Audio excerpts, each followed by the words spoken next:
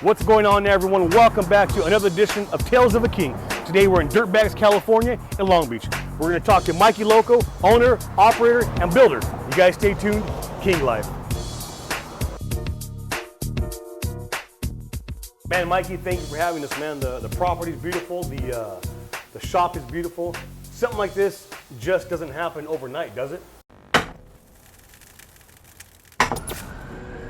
No, but like I said, I started from nothing, bro. Working in the garage. I wanted to be somebody. I wanted to start my shop up. I wanted to be known.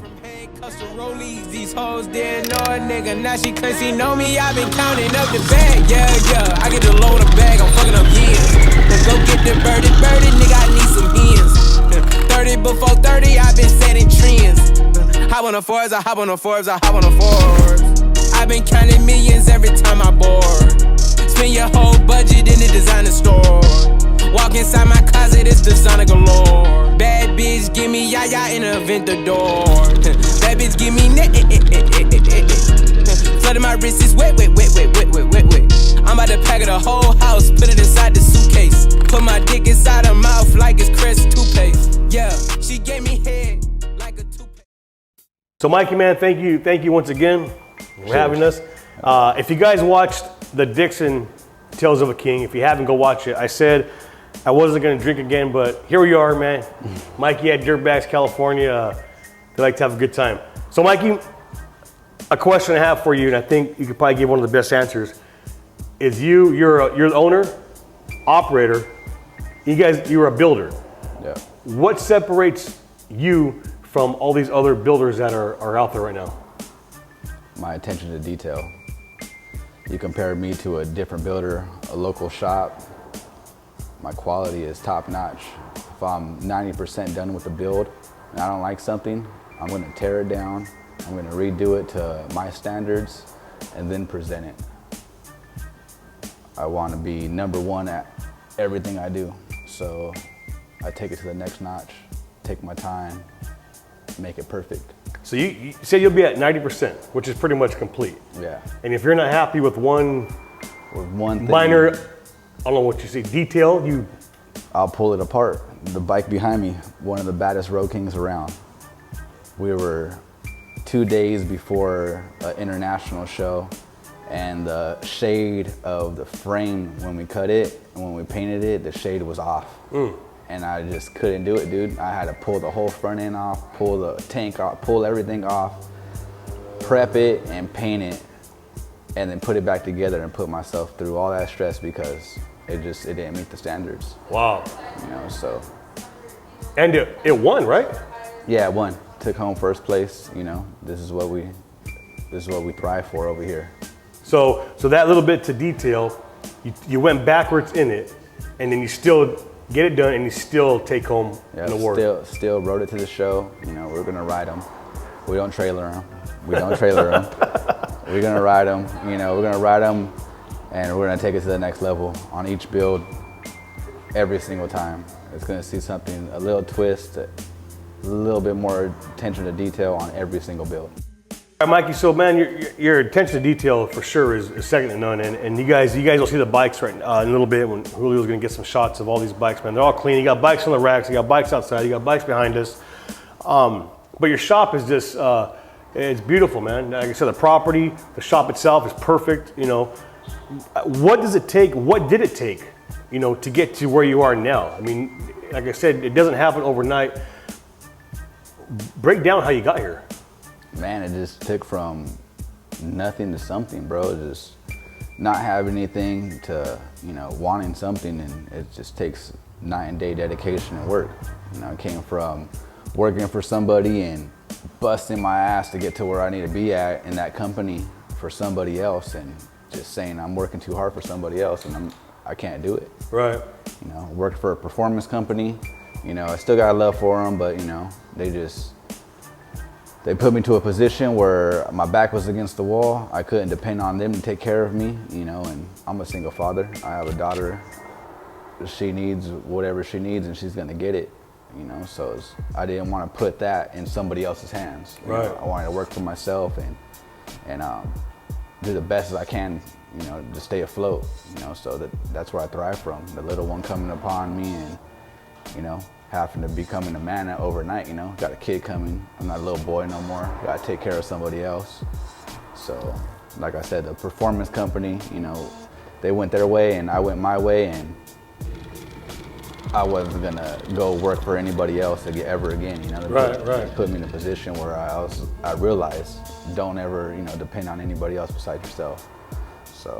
And you knew you had the talent to do it, to push it. You had the drive, like you said, to thrive. You know, they kept me along. They kept me on the payroll. They were sending me all over the United States, working on bikes, you know, showing up to all the major functions, you know, to make their company look good. And I was doing a good job at it, you know. But financially, they just couldn't, you know, they couldn't keep up. You know, they couldn't keep me happy. So I wanted to go my route, you know. And I just had a dream. I'm gonna open up a shop, you know, and I'm gonna bust my ass, you know. I'm gonna do whatever it takes to know what I need to know and to get up on top, you know. So that's just something I learned. I know you didn't just pop up into the scene, but you have a background. Yeah. So a lot of people just think that don't know you well, that Mikey Dirtbags just popped up out of nowhere. No, you have a legit background in the motorcycle industry. Yeah, hell yeah, man. I started from... This isn't nothing new. This is, you know, this is over 10 years in the making in the motorcycle industry. Like I said, I started from a performance company, you know, learning the grind, you know, watching how they thrived and generated money, their sales, you know, their tactics, and I learned, you know, at a young age, and I was like, I can do this, you know, so I started doing it. Everybody knows me, you know, from the swap meets and shit from back in the day.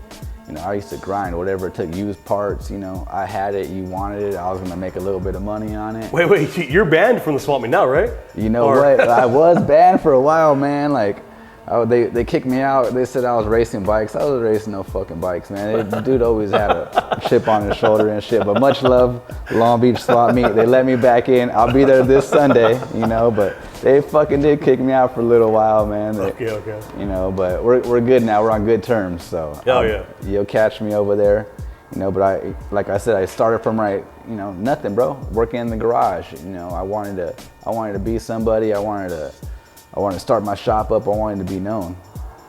Seen people in the industry, you know, growing, and I know I can do better. You know? Right. I know I can build a better bike than that. It just takes time and money, you know. And I didn't have no money, you know. I had a lot of time, but you know, so I started working on everybody else's bikes, generate that money to build something that everybody would like, and they could trust me with their builds, you know. So a lot of just hard work and dedication over the years. What was the first bike that I guess kind of broke you into the scene? Was it a Road King? Yeah, definitely. That black and white one, right? Or the? It was like a grayish blue with black. It generated from that, and then it came the famous Tsunami bike that everybody knows. Oh, so it was yours, that one? Yeah. Oh, okay. Yeah, I thought it was another build. Okay. That was my personal build. I always, you know, started off as a Road King, always Road King forever, you know, always just have one in the back burner. I have a Road King frame in the back all day long, you know, even if it's not assembled, I own a Road King at all times. Yeah. You know, so that's what started this venture, was that Road King, and I wanted it to sit a certain way, and I had to, you know, keep working at it. I built that same bike like 3-4 times, just learning, you know, with my own money, my own bike, not, you know, just trying to get to where I wanted to be, experimenting. Right. Yeah. And then today you have that Dyna, the rolls, what's it called? Yeah, it's a rose gold Dyna that we built. We went from being dirtbag baggers to Dirtbags California, and I wanted to let everybody know, you know, we're just not focused on baggers over here. You have a Harley, you want to customize, we can do it. You know? Hell yeah, you heard it right there, man himself. Anything you could think of, we can do it. Guaranteed, and I guarantee satisfaction on all my work. Is that why you went from Dirtbaggers, I think you said it, to Dirtbags? Yeah, so. And I'm sorry, I'm gonna say it right now. I keep fucking saying Dirtbaggers. Is there any way that we can go rewind and he calls the shop Dirtbaggers? He made that up because it was never Dirtbaggers. It was Dirtbag Baggers, generated to Dirtbags California. And my boy made up his own name. But we actually started Me and Mikey actually started in business the same year, 2014. Yeah. And we met around the same time we started. So a lot of people don't know this, but we have a pretty good history together, and I have a lot of respect for Mikey. Yeah, but vice versa. we're awesome to see where he's at and where he's going. Now, tell us about you had a bar, right? Yeah. So any guy thinks, I have bike shop, bikes, and beers. They sound good together. Oh yeah. Everybody loves it. We went down. I ride with Dirtbags MC. So we went down knowing that we threw the best bike nights around. We were having badass functions all the time, and so we were doing partnership with a bar downtown Long Beach. I ended up getting an opportunity to purchase a bar. So I was like, hey, I can do it. I do this shit once a week. I can do it. Like, not thinking, bro. I ended up buying a bar, remodeling it, and the beginning of it was really, really good. I was having the motorcycle events, I was bringing the culture right down the block. It was a half a mile away. I was throwing bike nights, and it was lovely, man. And the place was doing well. And then, the city didn't like it too much. Neighbors didn't like it too much. 3 o'clock in the morning, 50 to 100 bikes leaving at night, I got a lot of complaints.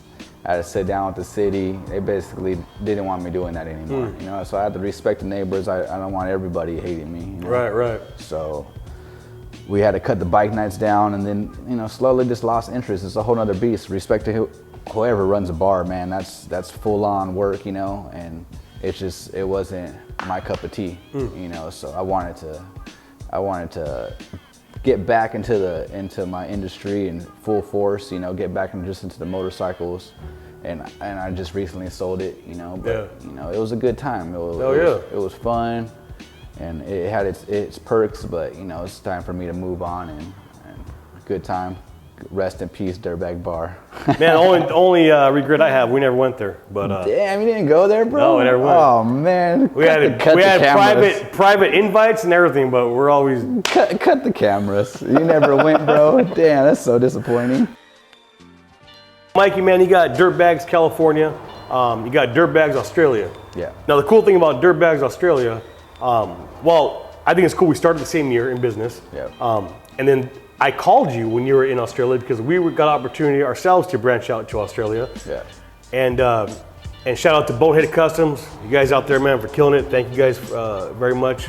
But tell us about Bonehead Australia. Bonehead Australia. About Dirtbags Australia. Yeah. Is that a full-blown shop, or is it just It's a full-blown shop. It, evolved over the years. My partners out there, Vasa Tim, much love to my team out there. Sammy, everybody out there they're holding it down over there. It evolved just over time. My buddy came down here. I met him on Craigslist. That's crazy. He gave me a buzz, told me that he wanted this bike that I had for sale. He picked up that bike, he shipped it over there. Then he gave me a buzz again the following year, said he wanted another one. Once that bike landed, it was sold, so he was like, we have a thing going, let's keep it going. Like, for me, to extend the brand, I'm with it, whatever Right. it takes, so I would build the bikes here at the shop, and then we would ship them over there. And then, certain things would have to be done to them to pass registration. Lower the bars, or the signals are too small, or whatever the case is. Slowing down production over there, slowing down our builds and our purchases. So, I apply the pressure. Let's just open up a shop. Let's just get the shop going. So I would fly down there, and we would look for shops. We ended up finding this business for sale. We purchased the business, which is now DB Motors, and we sell cars and we build cars over there. We do aftermarket stuff and service as well. So all this is in the Dirtbags Australia? All this is in Dirtbags Australia. So we started, awesome. We purchased this maintenance shop, basically, you can say. And then next door was just an empty warehouse. Yeah. It was 3,000 square feet. I was like, this is perfect. Purchased the car shop, we reamp it, we turned the next door into Dirtbags Australia and started building bikes. Nice. A couple years later, we're top in the industry over there. We're leading brand over there. We're top 5 builders in the country, easily. Wow. Anybody want to call that out, you can easily call me out. But top 5 in Australia already. We're already killing the game. A couple years down, we're thriving for #1 spot over there. We want, we're putting out great work. They're representing the brand properly, and it's just slowly evolved over time. That's awesome, man. That's awesome. Yeah. Congratulations to you. Yeah, cheers. And the team, Dirtbags Australia, Dirtbags California, man. Yeah, much love. Yeah, man, so I wish, sorry, I never made it to the bar. Personal invites, birthday invites, literally invites only. The email said, do not The one show. with the poles and the ones falling. Yeah, that's fuck. But anyway, it's done. We moved past that. I'm sure Mikey will probably open another one. But, something that I'm curious about is the Mayans MC. You built or they bought motorcycles or a bike from you, right? We're building the bikes for them for promotional and for the show as well. Wow. So we're on the 3rd bike already. No one-hit wonders. Wow. So they love our work. They like what we do. They're representing this culture. They're representing like a SoCal feel. Right. I live, breathe this. So I could present what I know they're looking for. So the first bike that came out, everybody loves it. Richard Cabral has it in his garage. That's my boy right there. So he has this build that, we just hit every angle aspect that the show just loved it. So 2nd season came out, they want another one. First episode, first 30 seconds in, bam, our build. Wow. So our 3rd episode is coming. It's slowed down between all this pandemic. Right, so right. 3rd season's coming. They have one more bike. It was one of my personal builds. I would never sold it. But it was for the shop and promotional aspect. Which one was that? It was the Kingtail. We come out with Kingtails over here. Okay, yeah. We put the big rims in the back and the front, one-off frames. Delivering the best. And that bike, I just felt like it needed to hit the screen. It was our first one. We have more coming. We have a few of them that are coming out, in the near future.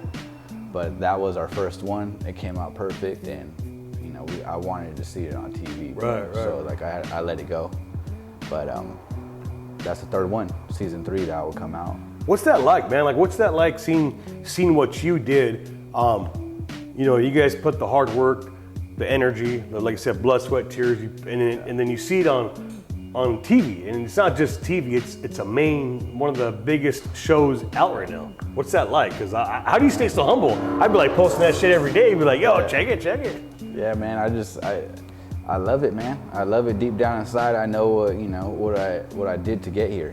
So these guys are looking for the top-notch work. They're looking for that attention to detail and set the bar a little higher than others. So they come to us, and I'm hands down going to deliver every single time. There's like nothing going to stop us from getting a bike out there that's going to just hit the next level. And something that you haven't seen before. These Kingtails that we're pulling out, you haven't seen them before. These things are one of a kind, and now we finally get to see it on TV, bro. It's just I'm loving it right now. Now, so for people that don't know what a Kingtail is, can you explain that? Yeah. So what we do is we cut the front end off. We put a Road King front end on it off the new M8s, and then we widen the rear swing arm, and we put a big rim in the back. Wow. So it's a one-off front fender you can only get from us. It's a tank that's, it depends on the sizes of the wheels that you go with, but we do have a one-off tank, and then we have a one-off rear fender as well. The one that's going to be on season 3 will be a 23 rear, 26 front rear air ride built by us. Just everything one-off on the bike. If you haven't seen it, go check it out. It kills everybody's Softail out there. Yeah. Everybody's. Again, owner, operator, and builder, and he does have a crew. So we're going to focus more on shops and actual builders. And I'm excited to be here. We've done others in the past, and from this is my goal. Our goal is to actually get the ones that are in it. If that makes sense. Yeah. And Mikey is a testimony of that. Him and his crew. Yeah, hell yeah. We have a few people that put it down over here. We're not a big shop. But you know, you come over here, you're gonna be welcome. Right. You come over here, you're gonna feel like family. All of our customers, they love us, they stick with us. We're building more than one bike for people, you know. They love our work, they come back. It's just... You know, do you remember when I came here about 4 or 5 years ago? I got some clips for a bag, my buddy's bag. Maybe not, it was like during the week. We're here for some union business. Yeah. But all this wasn't open. I'm thinking about that now. It was just that front.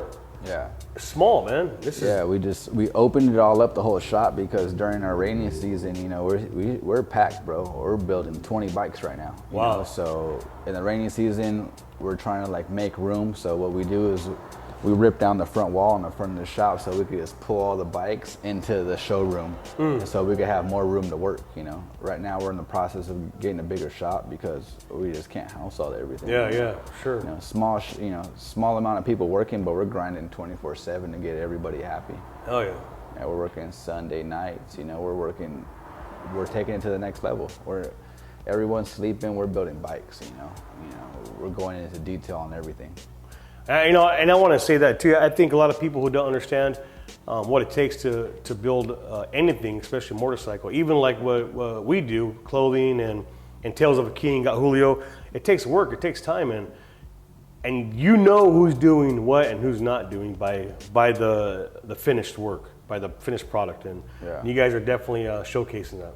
Yeah, we want to be the #1 spot when we pull up, you know. We have a lot of people that's been in the industry that we're catching up to, or we surpassed, or we have a competitor that wants to hang with us, but it's no chance, man. You want it done right, you want it done the best, you come over here, and we're gonna knock it out. Like I said, we guarantee satisfaction on your build. If you're pulling up with one of our builds, you're gonna get #1 spot, bro. It's just... is how it goes. Everybody knows. Everybody sees that shit. You've won numerous of awards, right? Like, I mean, you guys, the Rose Gold Dyna. The Rose Gold Dyna, that was a great example. I love that bike. I want to talk about that bike all day. That bike right there, you know, that was before we switched over to Dirtbags California. We were at Dirtbag Baggers before, you know, and we're just pulling out baggers. That was her thing. That was her get down, you know. So we would build baggers all the time. I want to transition to building everything. So, you know, just from going from Dirtbag Baggers to Dirtbags California, I wanted to pull out a Dyna. That's when Dynas are just crazy hot. Everybody wants to see these Dynas. We came out with the Rose Gold Dyna, and I was building it for Dyna Days. It was the first session of Dyna Days coming out. I was like, man, I want to build a bike for this show, you know. There's going to be thousands and thousands of Dynas that we're going to be competing with. I want that one spot, you know. We came out with the Rose Gold Dyna. We got Best Dyna. And you know, that's how we hold it down over here. We got international shows, W's all day long. We have, like, you know, we pull up to a bike night. People tell us it's not fair, but hey, man, like, I started from a garage. I'll build this shit. You know, I'll build this in the garage. I'll build it in my shop. You know, this is, you know, we make it happen. You know, so it's like, you want that next level build, you want that clean build, that attention to detail, this is where it's at. Did that Dyna build change the game, I guess, in a sense, or business for you? Yeah, it did. Because people said, oh shit, he's not just Road King, Street Glides, Road Glides, shit, he could do a Dyna, soft tails. It opened up the door. We have like major builds going on right now. We have on the lift right now, we'll have a classic big wheel bagger that's coming out.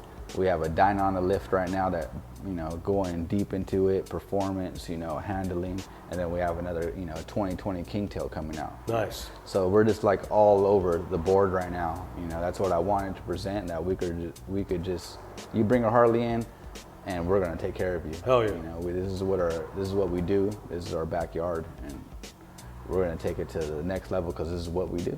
Oh yeah. Harley Davidson, man. We keep the culture alive over here.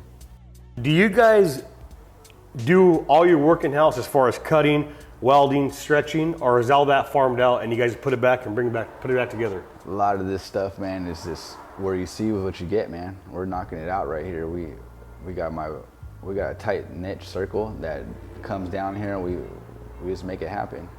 We got buddies, like family basically, you know, that come over here, and we make it happen when it's necessary. There's professions that go into this. It's not their all-day routine to come down here and weld, but you know, we got badass welders. We have, you know, badass fabricators that come over here. They'll help me get the job done, you know. So we knock out everything over here. It's like, even if you say like you see a rear kit that comes and lands in this shop and gets installed, it's gonna get installed better than your local shop that thinks that they can do it. We're gonna take it to the next level. We're gonna line it up properly. We're gonna have everything flush. Our fitment from A to B is gonna be on point. You're not gonna be able to walk around this bike and start calling out shit. You know? Right. That's the difference, you know, between this shop and a lot of local shops, or, you know, not even local, just far in, you know what I mean? Like, you walk up to their bikes, bro, and our bikes are clean, man. You look at from the attention to detail, we're taking every little nut and screw to the next level, bro. You know, so like a bolt-on kit, we're making everything work. We're making, you know, you don't want your neck cut, we can bolt it on. If you want your neck cut, we can do the best, you know? So it's like, whatever you like, we're gonna make sure that we can get it done for you, and we're gonna do the best that we can do. There it is, man. Mikey Loco, I'm gonna say it again, owner, operator, builder. Living the life to the fullest. We appreciate it, Mikey. Thank you for having us, man. Yeah, I really do. Man. You guys, man, thank you for tuning in to another episode of Tales of a King. Mikey and Dirtbags California is truly living the king life. We'll see you guys soon. King life.